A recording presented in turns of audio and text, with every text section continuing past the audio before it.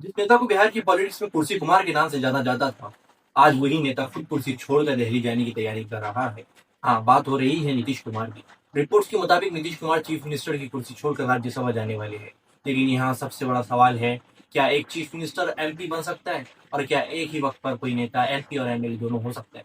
सबसे पहले कॉन्स्टिट्यूशन का रूल समझ लीजिए। इंडिया में एक ही वक्त पर कोई भी पर्सन एमपी और एमएलए दोनों नहीं हो सकता। मतलब अगर कोई मेंबर ऑफ पार्लियामेंट लोकसभा या राज्यसभा बन जाता है तो उसे स्टेट असेंबली की मेंबरशिप छोड़नी पड़ती है। और अगर कोई एमएलए एमपी बन जाता है तो खुद ब खुद उसकी एमएलए सीट वैकेंट हो जाती है। इसी वजह से अगर नीतीश कुमार राज्यसभा के एमपी बन जाते हैं तो वो बिहार के असेंबली की मेंबर नहीं रहेगी। और क्योंकि चीफ मिनिस्टर का असेंबली का मेंबर होना बेहद जरूरी है, ये रूल कॉन्स्टिट्यूशन के आर्टिकल 164 में दिया गया है, इसलिए उन्हें चीफ मिनिस्टर की कुर्सी छोड़नी पड़ सकती है। लेकिन यहाँ एक इंटरेस्टिंग पॉलिटिकल डिबेट ये भी है, सवाल ये भी उठ रहा है, क्या नीतीश कुमार सच में राज्यसभा जाने के लिए इतने उत्सुक थे? क्योंकि आमतौर पर राज्यसभा तो कैंडिडेट को भेजने का डिसीजन रूलिंग पार्टी और उसकी लीडरशिप लेती है।